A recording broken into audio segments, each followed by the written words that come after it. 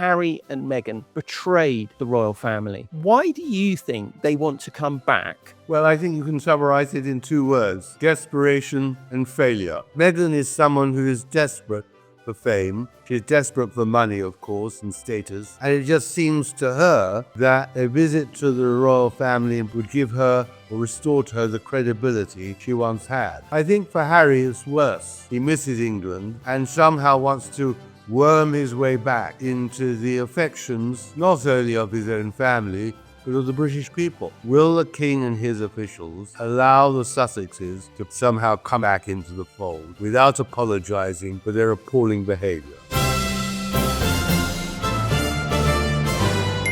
Hello, I'm Tom Sykes. This is The Royalist. We are thrilled to have you with us. It has been an extraordinary week. Meghan Markle, who denounced the United Kingdom and the royal family as racist, cruel, and hateful, is apparently returning here in just over 2 weeks' time with her children to stay in a royal palace provided by the king himself. We've got the legendary Tom Bower to sort fact from fiction from spin. Also, dueling Father's Day posts from the royals. The king becomes the first modern monarch to publish his personal tax bill, and the Daily Mail's bizarre vendetta against Prince William as they launch yet another attack on him for being work shy. All of that and more on today's show. So, without further ado, let's get into our royal rundown. First, our royal news update. The king publishes his tax bill. William is work shy, apparently. And is the Mail gearing up for another summer attacking the air? Then it's time for Tea with Tom, and I'm glad to say Paula Froelich is back, and we're going to be talking about the Father's Day photo war. 3 households, 3 photographs, 3 very different messages. And then, the moment you will all be waiting for, our royal insider, Tom Bower. Despite everything they have done, and the extraordinary damage Meghan and Harry have inflicted on the crown, they are being rewarded with a royal palace to stay in next month, allegedly.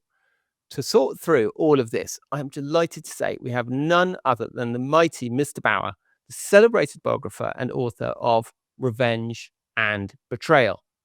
So, without further ado, let's get into today's first item, our royal news update.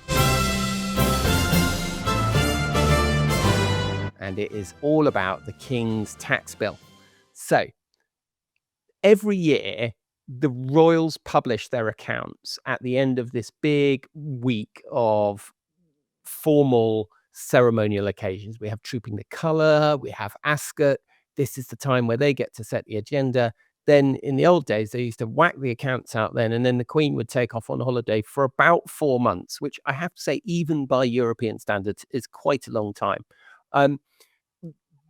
A similar pattern still exists today, and the royal accounts will be published in the next week or so. But what we've had this weekend is some flagging that King Charles is to become the first British monarch in modern times to publicly disclose his personal tax bill. Now, it's less significant than it seems in some ways, because as Prince Charles, he always disclosed his tax bill. So in a sense, he's just continuing to do what he did. It would have been slightly odd had he suddenly said, well, now I'm king, I'm not going to tell you anything about it. But it does matter, because British monarchs are actually legally exempt from paying income tax, capital gains tax, inheritance tax, really any tax. They don't have to pay any tax. They don't have to tell us what they earn. But since 1993, the late Queen agreed to voluntarily pay income tax after public money was used to restore Windsor Castle, well, after the fire there. And the monarch has paid income tax, capital gains tax, as a sort of goodwill gesture to us peasants. But the figures that the monarch pays have never been made public until now. And Charles is going to publish the amount he paid in tax for the 24-25 financial year, covers his income from the Duchy of Lancaster, which generated around 24 million last year, pounds, that is. So it's at about $30 million. His personal investments, his private estates, and the palace is obviously presenting this as, you know, the king's commitment to transparency. And sure, credit where credit is due. It is a good thing that the king is trying to be a bit more transparent. But this argument that the royals are incredibly transparent. I mean, look at the National Audit Office findings the other day, which found, not only that Andrew had been subletting cottages on the Royal Lodge estate while paying no rent, not only that Beatrice and Eugenie have been living in properties in St James's Palace and Kensington Palace, rent paid by the king for 20 years, but also that Edward, who's largely escaped blame so far, has also got a very advantageous property deal and also rents out property on his estate to cover his own expenses. Look, publishing this voluntarily is better than not doing it, but there is a long way to go until we get any kind of proper transparency. And transparency, of course, is something that Andrew Loney and Norman Baker have tried to kind of get people to get on board with. Well, I have to say their campaign to do that has slightly hit the buffers in the face of kind of institutional resistance. And Norman Baker's quite interesting in this context because he's got this piece in the Mail over the weekend, branding William work-shy William. I mean, a charge we've heard before, because he completed just 57 royal engagements in the first 5.5 months of this year, compared to Charles's 76 and Princess Anne's 100. Now, we've been here before, right? I have talked about this before, and I think it's really not correct to misrepresent William as incredibly lazy because he doesn't engage in this kind of competitive presenteeism. Um, but what I actually find really fascinating um, is what this tells you about the male's relationship with the palace. Like, Norman Baker is completely beyond reproach. He has given a huge part of his life to campaigning on royal financial transparency. So I don't mean it as criticism of him at all. He would have had this published wherever he could get it published, and the Mail is a great place for him to meet his audience. But the Mail seems to have this agenda with William that comes out every summer. All these reports about where they're on holiday, they're on a luxury yacht, they're doing this. He's lazy. He doesn't do enough. He's running the Duchy of Cornwall. He's making too much money. And I just think the idea that he's work shy after his wife's been through cancer, he's got 3 young children. I mean, I think it's a really odd thing for the Mail to keep pushing, and I find it baffling in some senses that they keep running these pieces.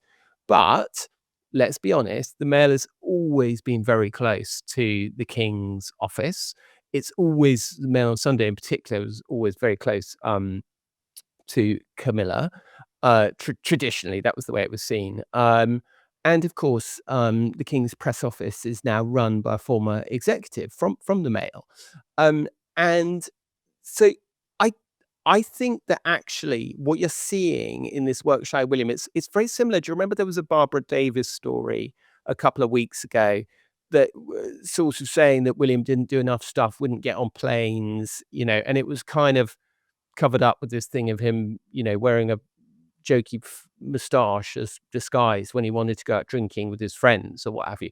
But it there definitely is this weird agenda in the Mail against William, and it speaks very much to what Harry actually talks about in Spare, where he talks about members of the family briefing against each other. Although I don't believe this is a case of briefing, this specific example, but he speaks to the way in which when one is down, the other is up, and the Mail's close relationship with the palace, I think, is reflected through this and through this confrontational relationship that they seem to have with William and his family. And I think partly it's to do with William being much less willing to play the sort of traditional game of access for coverage, not doing quite the same level of sort of cozy briefings, and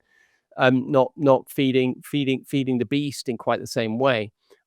So I thought it was an interesting insight, and it's something. What I want to say is it's something to keep your eye on over the summer, because is the Mail going to spend the next few months like it did last summer attacking William while simultaneously running very sympathetic stories towards the king. That'll, if you keep your eyes peeled and your senses attuned, that'll tell you a fair old bit about the direction in which the editorial wind is blowing. Okay, so that's our royal news update. Now let's move on. It's time for Tea with Tom. I'm delighted to be joined by my old friend, Paula Froelich. Paula, let's talk about the Father's Day photo war. What happened? Oh, Tom. There were two fathers not mentioned at all in the Royal Father Day Roundup. Charles, pictured with his father, Prince Philip, lovely, wishing he could be there, to all the people who couldn't be with their fathers today. Uh, it's probably about Harry, but we'll move on. Then Meghan puts up a picture of Harry about how he's the best Papa Sussex ever, which, by the way, I always thought sounded like Papa Smurf, and they should not call him that, but we'll move on. And then Catherine puts up a photo of William and Charlotte, which is lovely, but there are two very big main daddy characters not mentioned in any of these. Number one is Charles, and number two is, of course, Meghan's father, Thomas Markle. Tell me, Paula, is there a reason that Meghan didn't wish her father a happy Father's Day? I'm confused. Yes, she still has never talked to her father, who lost a leg in the Philippines, has come back for treatment in the States. She refuses to see him because he embarrassed her. Remember when he did the whole, like, I'm reading about myself and my daughter in the barbershop in Mexico. And she's, oh, you took money for photographs. I'm done with you. Never spoke to him again. He's never met his grandchildren. It's just insane to me, Tom. Like, the cold-heartedness of it is just, it's a lot for a woman who thinks she's so kind. It was an interesting array of photographs, wasn't it? Because the Kensington Palace photograph of William with Charlotte was very much, it was quite formal. It was William in his Welsh Guards kit. It was taken after Trooping the Colour. Shot, I noticed, by a professional. None of this, we're going to do our own photos anymore after the Photoshop disaster a couple of years ago.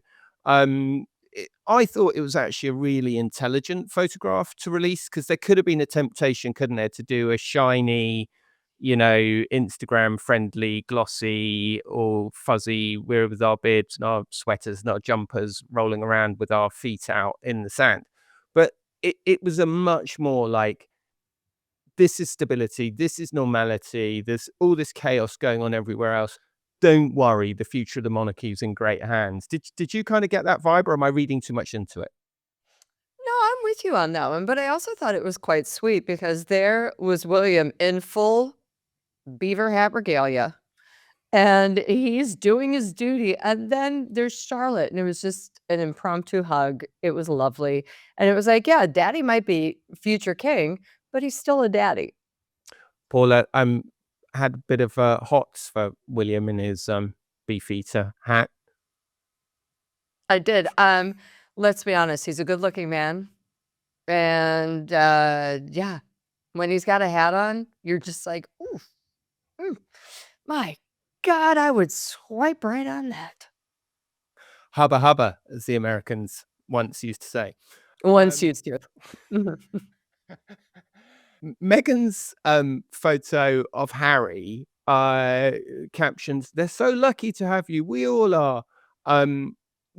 Again, it's like very predictable. The children's face is hidden, and it's a very interesting contrast. It's a very interesting corner that they've backed themselves into now, isn't it? With this endless hiding of the children's faces.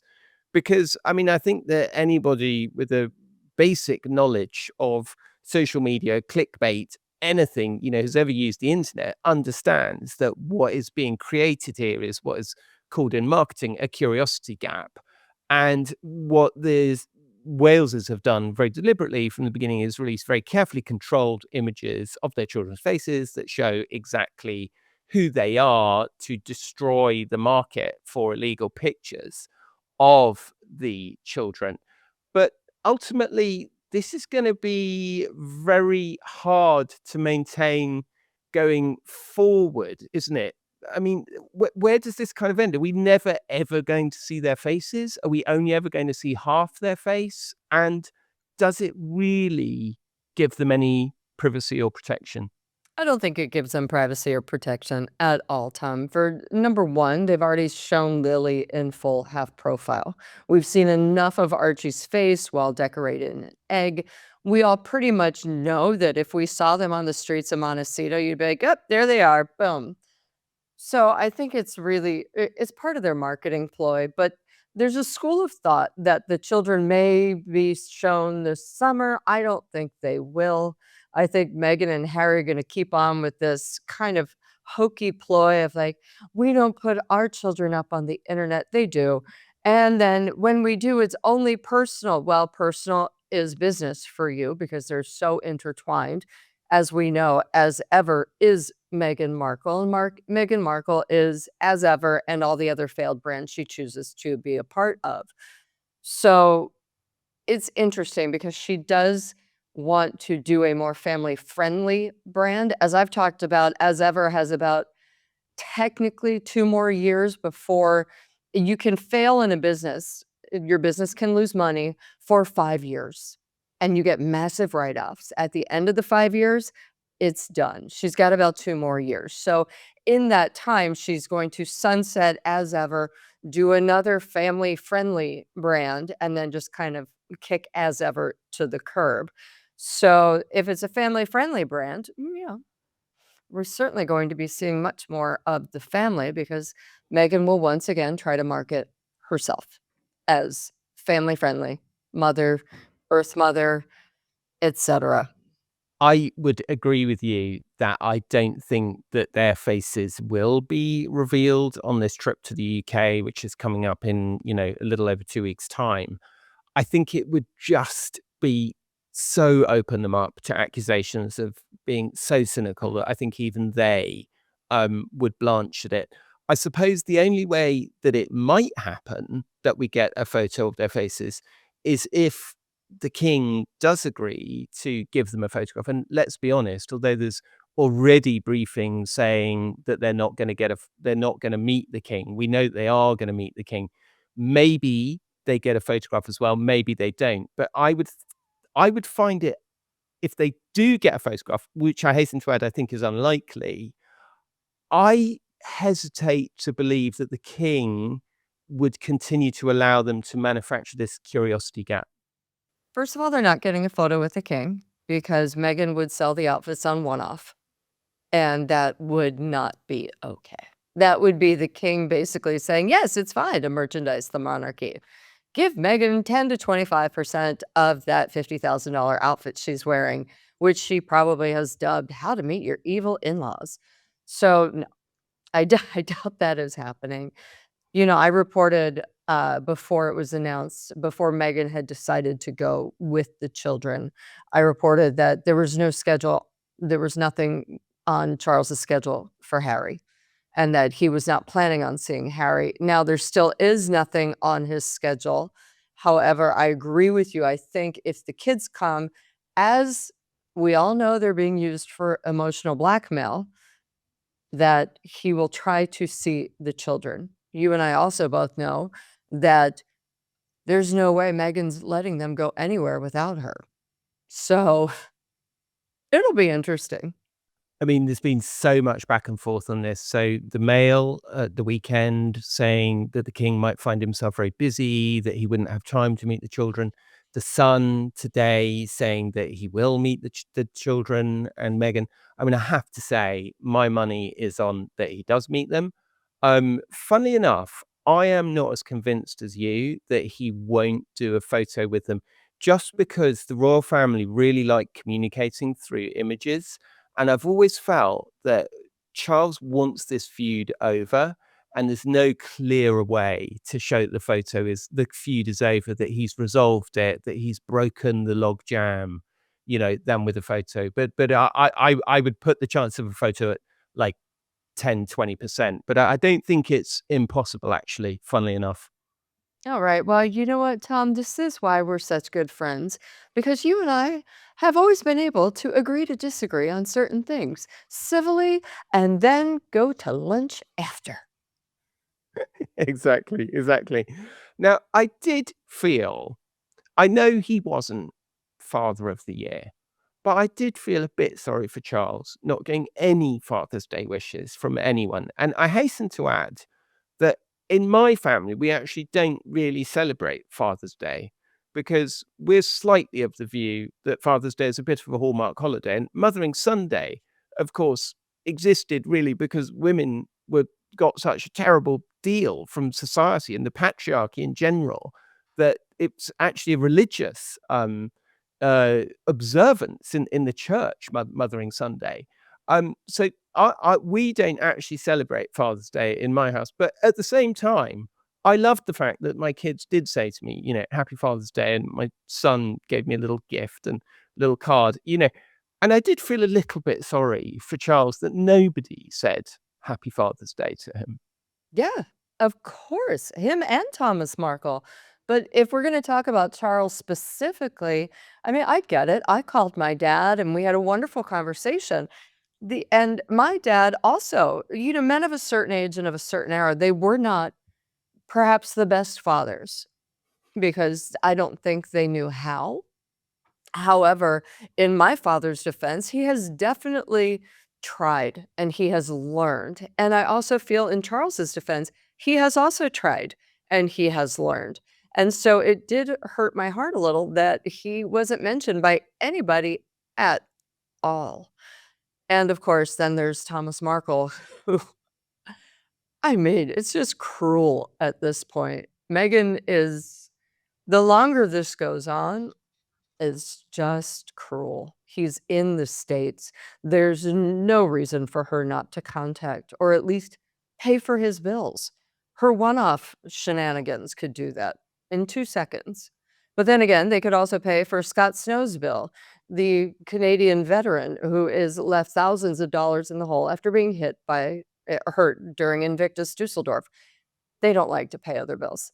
Got it. They like to talk about kindness. They're not that nice. Okay. And neither of them are being nice to their fathers at all.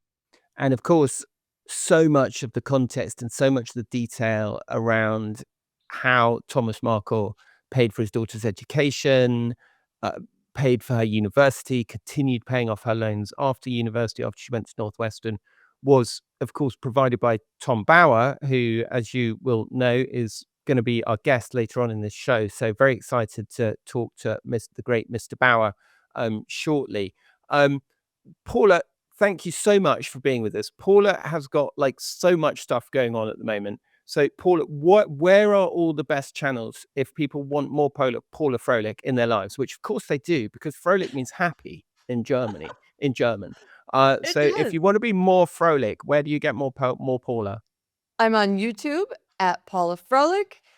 I'm on Substack, Paula Froelich Uncensored.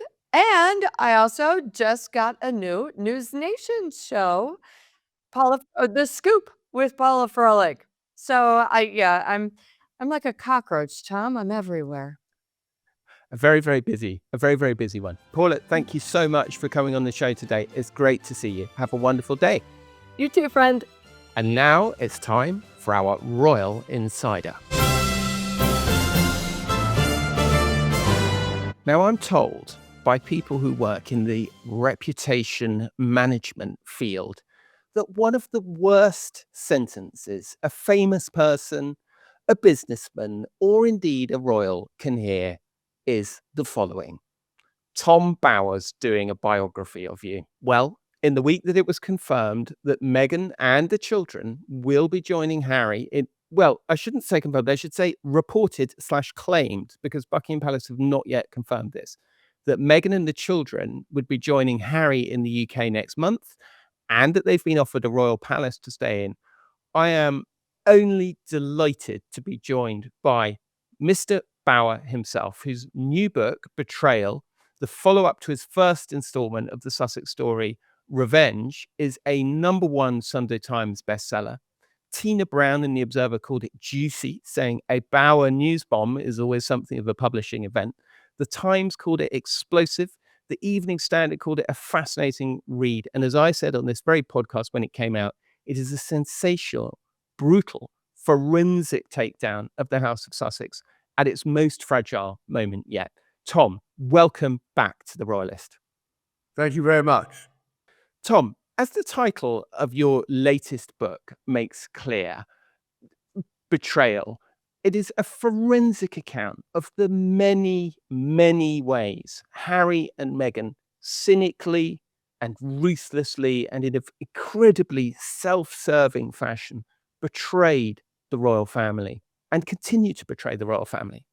Why do you think they want to come back to this awful, racist, snobbish, cruel society and institution? Well, I think you can summarize it in 2 words: desperation and failure. They have reached a sort of a headwind. They run out of ideas. They can't do any more work for Netflix or Spotify or any of the main streamers. And their finances are basically in jeopardy over the long term. And Meghan is someone who is desperate for fame. She's desperate for recognition. She's desperate for money, of course, and status. And it just seems to her that a visit to the royal family in Britain would give her or restore to her the credibility she once had. I think for Harry it's worse, because Harry is isolated in California. He has actually now got no role at all. And I'm sure he now misses his family, he misses his roots, he misses England, and somehow wants to worm his way back into the affections not only of his own family, but of the British people. So I think we're seeing them effectively crawl on bended knees back to Britain, and they are to some extent going to be pathetically grateful if the king agrees to let them in on any of their terms. Such an interesting analysis, Tom. And as you say, crawling really on bended knee back to British society, back to the royal family. One of the things that I've always been told by their side when I've said, well, why doesn't Harry and Meghan, if they're so desperate for their father to see the grandchildren, why don't they come back and spend a few days at Sandringham or Balmoral or somewhere within the security envelope? And you're always told, well, because if they do, it'll all be on the royal family's terms. It'll be on not on their own terms. Everything that they've fought for, their right to say what they want and speak what they want, will be denied. But it effectively, do you think that's what's happening? Do you see this as they are having to submit to what Charles wants? Because in a way, both of those offers are still outstanding, aren't they? Like the royal family's offer is sort of, in a sense, still there. Come back if you behave yourself and, keep your noses clean and don't denounce us. And their offer or their demand, which is, we want to do our own thing, but we want to be half in, half out royals. Who do you think has won this? Because it seems very unclear to a lot of people who is now holding the upper hand. Well, I don't think we know anywhere near the end game yet. I think you've got to go back a step and remember that Harry said he'd only come back if the royal family publicly apologized to him for the appalling treatment he suffered as a child, and apologized to Meghan for the appalling way in which she had been treated after she arrived in the royal palaces in 2016. We don't hear any apology whatsoever. That means straight away that they're not coming back on their terms. But I'm not sure if the terms have yet been agreed. I think we are seeing at the moment the Sussexes' rather paltry, low-level press machine churning out stories about their return without anything coming, as you rightly say, from Buckingham Palace confirming their view and their opinion of what they think is going to happen. I think is all still very much in the air. And I think that that's for two reasons. On the one hand, I don't think Harry is going to get the Rabec agreement for protection he wants from. This is the committee that decides whether his life is at risk, and therefore he and Meghan, as he demanded, should have armed protection throughout. But also, I think people are forgetting that we are awaiting the judgment in his case against the Daily Mail Associated Newspapers. Now, Harry's reputation, in my view, is going to take a very heavy battering in that judgment, because during his testimony, he said something which at the end of the case was shown to be untrue about his relationship with a famous journalist. He denied it. The evidence showed he was wrong and that he hadn't told the truth. And therefore, I think the royal family is waiting to see whether the judge condemns Harry in terms which would embarrass the royal family in any event, having the Sussexes in Britain at that time. And the judgment is likely to be published before Harry arrives in Britain in mid-July. So I think that and a lot more means that we don't know on what terms they come. But I'm pretty sure that whatever terms they come on will be dictated by the palace and not by them. This is such an interesting point, Tom, that you make about Harry being caught out in these lies in the Royal Courts of Justice in his case against the Daily Mail. Of course, one of the features that, and you have so many fans amongst my community in the Royalist, I can hardly tell you, if you would like a massive ego boost, please come on and join the comments when this show goes live on Tuesday evening. Well, at 10 p.m. UK time, 5 p.m. Eastern time, you will see so many comments thanking you for your work, praising your books. One of the things that people always say when you're on is how methodically you have exposed not just Meghan's, but Harry and Meghan's, but very much principally Meghan's lies in both your books on the Sussexes. And I use the word advisedly and I use it deliberately. And I will defend it to our lawyers when they look at this, because you expose ruthlessly the multiple times that Meghan has lied in her public account, in retooling, re-narrating her past, her present, all these kinds of things. I just can't help feeling there's a terrific risk for the palace and the king in restoring a platform, whatever caveats that platform comes with, to a proven liar and to two people who have used those lies to try and damage the crown, to try and damage Charles, and to try and damage William and Catherine. Well, not try, Tom. I mean, they actually did damage. I mean, they caused enormous damage around the world by Meghan's false assertion that there was this racist agenda against the unborn Archie. I mean, that was a shocking lie to have told, which was instantly picked up everywhere. But it didn't help because the damage has been done and continues to be done. And of course, Harry's account in his autobiography, Spare, about his relationship with Charles and William and Camilla and even the Queen, are so damaging, such treachery, that it's hard to forgive him, let alone Meghan, for the damage and the dishonesty and the betrayal that they committed.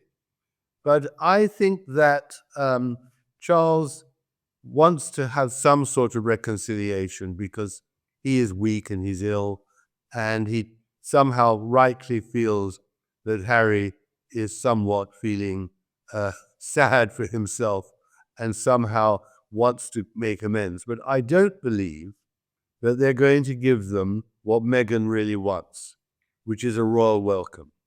I mean, you've got to look back, and I described this deliberately in detail in Betrayal, the book. Their so-called royal tours in Nigeria and Colombia, where Meghan and Harry really did pretend to be members of the royal family. They were treated as members of the royal family. And that has suited Meghan enormously, because not only did that promote her status, but it promoted all her clothes. And she was able to earn commission on 4 changes of clothes a day. And you've got to remember they're coming over to England for the pre-rehearsal of the Invictus Games, these special games for disabled servicemen. Now, I went to Vancouver last year to watch the games. Of course, the Invictus Games are really just the Meghan Games. No one is interested at all, unfortunately, in these poor soldiers competing. The auditoriums are completely empty. What everyone wants to see is what will Meghan and Harry do? And Meghan, of course, milks that occasion for all it's worth. Now, she will hope to do exactly that in Birmingham, in England, in July, when Harry comes for this rehearsal. And that is exactly what I hope the palace will prevent. They won't allow Meghan to parade herself as a member of the royal family and the Duchess in Britain itself, to actually earn money and earn glory from having married the prince. I mean, we are then into really sordid, controversial territory if in any way she's allowed to exploit that situation. You said at the beginning of this discussion, Tom, that the reason that they're coming back, and I'm summarizing, but you said essentially that Meghan's motivation was primarily money, and that Harry's recognition was status or purpose or something to do. Um, y- I really understand what is in this for Harry and Meghan. I completely understand why they want to come back, whether it's on their terms or someone else's terms or whatever, as long as they can spin it as being on their terms. But I don't understand what is in it for King Charles. And Tom Bower, as everybody watching this will know, is the author of a remarkable book about King Charles, originally called Rebel Prince, later reissued as Rebel King. It paints a picture of a capricious, impatient, headstrong, arrogant man who won't listen to advice. I mean, you could use any of those adjectives about Harry, couldn't you, Tom? I mean, are they temperamentally very alike? And is it true that Charles ultimately has more in common with Harry than William, and maybe gets on with Harry better than he does with William? Well, I think that my description of what was then Prince Charles in 2018 was absolutely crushing and damning. He had behaved appallingly during the previous 40 years, not only in treating people, but in terms of his money affairs and his relationship with the professions. But on the other hand, he did do an enormous amount of good work on architecture, on the environment, on gardens, on religion, education. I could go on in music, the crafts. He was a very, very sophisticated supporter of a lot of wonderful people in Britain who enormously admired his support for their interests and their professions and their way of life. So he was in many ways a Jekyll and Hyde figure, a conflicted person, an insecure person, an unhappy person for many years because of his unfortunate marriage to Diana. But at the end of that story in 2018, of course, he did have the woman he loved as his wife. He had to some extent the Queen's approval, and that had been very hard fought. But he was a very, very ruthless, but also intelligent and hypersensitive man. I don't think you can say any of those descriptions about Harry. Harry is pretty unintelligent. He's very uneducated. His interests are very limited. Emotionally, he is more unstable than his father. And I don't think he is able to rationally work out his own position in this world. So the real problem for both Harry and Charles is, I don't think they ever got terribly well. Charles, on the whole, was a negligent father. After Diana died, he spent most of his time on his princely duties or with Camilla, and effectively abandoned Harry as a child and as a teenager. They did grow together more, I think, once Harry became an army officer and found some stability. Harry's misfortune was, that he is a very depressed man and very unstable when he came back from Afghanistan, and couldn't forge a proper relationship with any woman until he found Meghan. And of course, Meghan, as we know, and I show in my books, exploited his vulnerability enormously. But in the end, he saw her and did use her as a safety net, and it worked. There's no doubt from Harry's point of view, it was emotionally, it worked. And from Meghan's point of view, it was a great commercial upside, which it has exploited ever since. But in terms of Harry and the king together, their relationship, I think they were getting on okay. William and Harry were, after all, their mother's sons rather than Charles's sons. And of course, they sided with her against their father for understandable reasons. But now, I think that Harry and Charles have absolutely nothing in common at all. I think that you couldn't find two people who have more diverse interests and more diverse characters and personalities. And therefore, I don't think that in terms of other than its father and son, there is much in common in any way. Except now, of course, Charles is 78.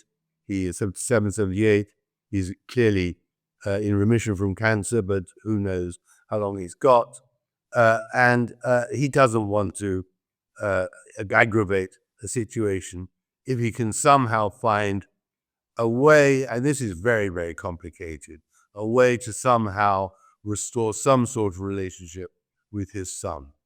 And his son, from his point of view, can't do it without Meghan's agreement, Meghan's approval. And that has now become, having said she'd never return to Britain, she now wants to, but she'll be stubborn to try and get her own terms. But I think, therefore, there's an enormous amount to wait and see, and more amount to do in the meantime while they work out the relationship and what they can do in private and in public. I think anyone would have huge sympathy for, as you put it, Charles wanting to restore his relationship with his son and trying to figure out how to do that.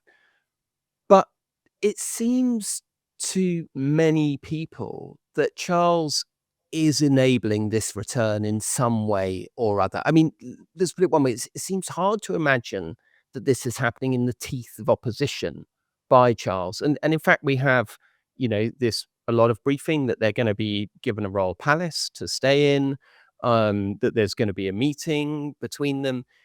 It'll seem to many people like Charles is rewarding their betrayal, to use the word that you titled your book, of the Sandringham Summit, their betrayal of the entire royal family with accommodation in a royal palace. Now, I agree it's not a royal tour of they're not going to get a royal welcome like they did in Colombia and Jordan, all those countries where it's been very useful and they've commercially exploited it. But do you not think that people are going to be pretty aghast at Charles rewarding this couple who, frankly, not only called the royal family racist and the media racist, but implied that a large section of British society was prejudiced towards them? And did worse than that in the Netflix series by allowing all these Marxist historians condemn the Queen as well and the British Commonwealth. I mean, it was just terrible what they facilitated in the Netflix series and other interviews. Absolutely shocking. But I think that is the delicate path which the king has to pursue and negotiate. He can't be seen to be rewarding the Sussexes for any betrayal. He can't be seen to in any way condone their appalling behavior. And so I think that everything, contrary to what Harry wants, which is, of course, a public display of reunification, and a public display of Charles supporting the Invictus Games, he isn't going to get that. But I can imagine a private meeting, no photographers allowed. And as for the accommodation in a royal palace, well, we've got so many empty royal palaces at the moment. I don't think that's going to be a huge issue. The issue will only be if they allow themselves to be filmed and photographed as if they were members of the royal family. I think that is where the line's going to have to be drawn. Will the king and his officials allow the Sussexes to pose as members of the royal family, somehow coming back into the fold without apologizing for their appalling behavior, appalling betrayal of Britain and the royal family? And that is something which I imagine is now being negotiated. So, Tom, actually, it's interesting that you're talking about the possibility of a photograph there, because I was talking about that with Paula Froelich earlier. And I was saying that, funnily enough, I wouldn't completely rule out a photograph emerging because, as we know, the royal family love to communicate with symbols. I mean, I qualify this by saying that I think it's unlikely it's in the 10 or 20% realm that they get that photograph. But Charles, you've done so much writing about Charles. And part of the reason why I wanted to talk to you about this is you're such an expert on Charles. Does he not desperately want to be seen as the reconciler, the man who brought peace, who brought unity, who brought the royal family back together? And wouldn't that photograph of him with Harry and Meghan and his grandchildren, that would do the trick? But you think there's just no way he's going to give them that commercial boost? I think if he would, it would be a terrible mistake. And we were hugely resented, not only by the majority of Britons, but of course, even more by his other son, Prince William and Kate. I mean, the idea of in any way giving the Sussexes any advantage in their visit to Britain for their own status and commercial value would be just anathema to the Cambridges and the Prince and Princess of Wales. And I think rightly the British people would be absolutely shocked if the king actually bowed down to Meghan's greedy commercial ambitions. And therefore, it would have to be resisted. The problem is there might be some people in Buckingham Palace advising the king to be gracious and generous and reconciliatory. But I think his own sense of righteousness and his son and Prince William's own position, which I think is absolutely steadfast on this, will say you can come, but you won't be seen with us, and you won't be seen in any royal context, and you better behave on these terms. Otherwise, it's not going to work. There'll be uproar. I don't think the monarchy is in a strong position at the moment because of the Andrews saga to actually in any way risk reputational damage by giving the Sussexes the advantages which they undoubtedly hope to gain. Such an interesting point, isn't it, Tom? Because, I mean, actually, there was new polling this weekend from Ipsos showing that support for the monarchy has declined from 65% 3 years ago to 55% today. Well, we know what those 3 years coincide with. They coincide with the reign of King Charles. They coincide with the appalling mismanagement of the Andrew affair, where despite Charles's insistence that it's all his mother's fault, we saw Charles actively trying over and over again to rehabilitate Andrew, to bring him back into the fold. And now we're seeing what some people think is the same mistake being repeated again with Harry. And we're seeing what looks to many like an attempt to bring Harry back into the fold. And I know that in your book, Rebel King, and correct me if I'm wrong, but I think you mentioned that book that you were able to secure interviews with Mark Boland for the book. And Mark Boland, of course, was the Machiavellian architect of Project Camilla, this mission to make the public accept Camilla. Do you think there's a part of Charles that just thinks, well, dash them all. I've pulled it off with Camilla. Nobody ever thought I was going to do it. And I'm going to pull it off with Harry and Meghan. Well, of course, the rehabilitation of Camilla took many years and started, like with Harry, from a very low level. But it did use the extraordinary genius of Mark Boland. Harry is not Mark Boland. The king is not Mark Boland. The king cannot master the dark arts of media manipulation in the way that Mark Boland did to rehabilitate Camilla. And therefore, unless they actually hire somebody to actually mastermind Harry's and Meghan's re-entry into Britain as royals, that ain't going to happen. But I think you've got a point. If they do hire a media genius like Mark Boland was, they could find a way to rehabilitate them. The only problem is that it took ages, and in the end as well, it needed appearances like with Charles and Camilla and the Ritz to actually persuade the media to treat her as an equal and as a possible wife for Charles.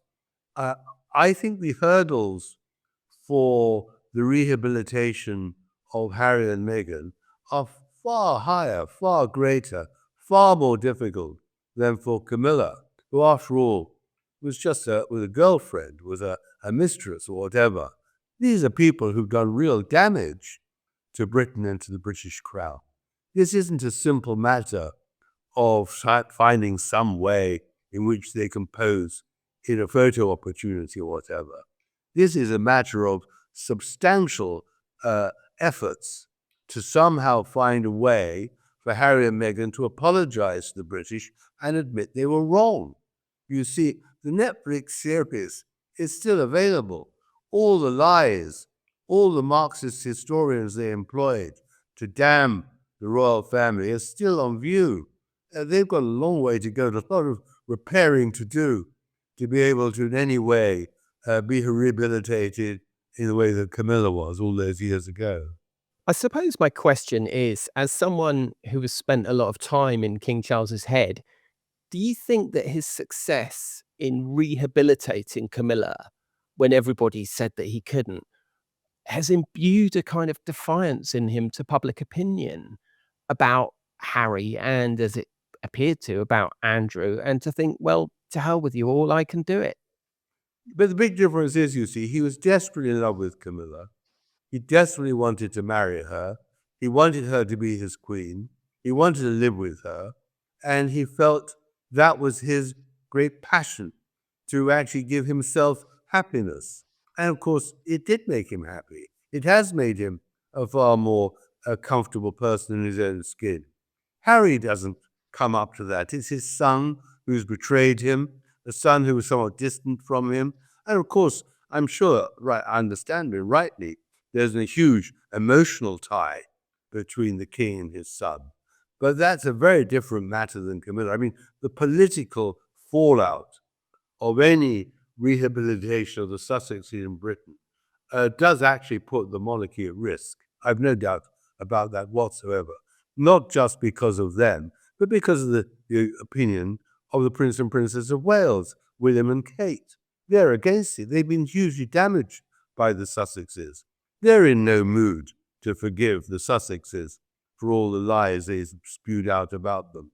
So it isn't just the king acting on his own behalf as a father.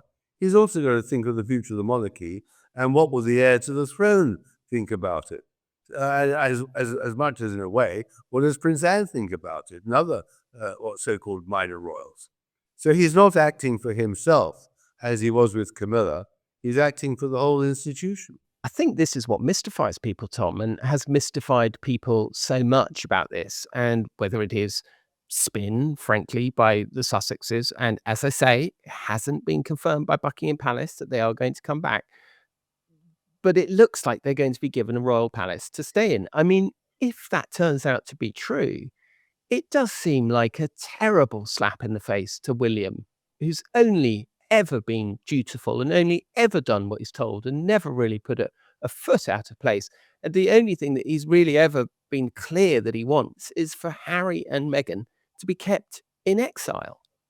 Well, I agree with you. It would be a slap in the face if, in any way, there's a sort of scene of reconciliation and peacemaking and somehow forgiveness.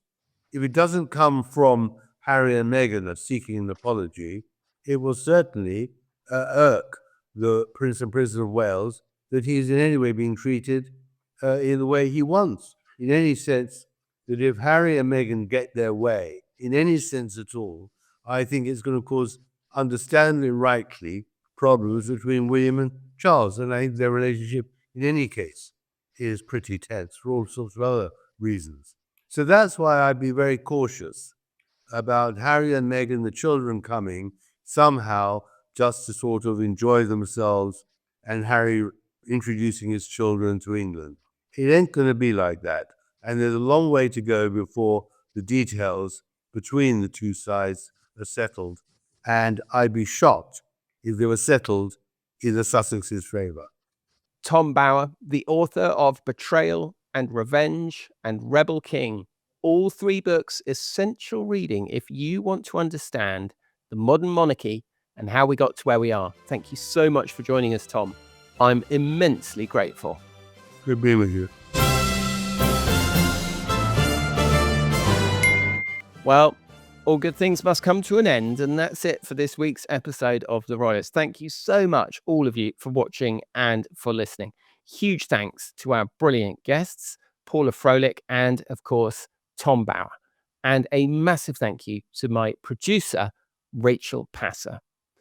If you enjoyed the show, please do subscribe on YouTube. Hit that bell notification.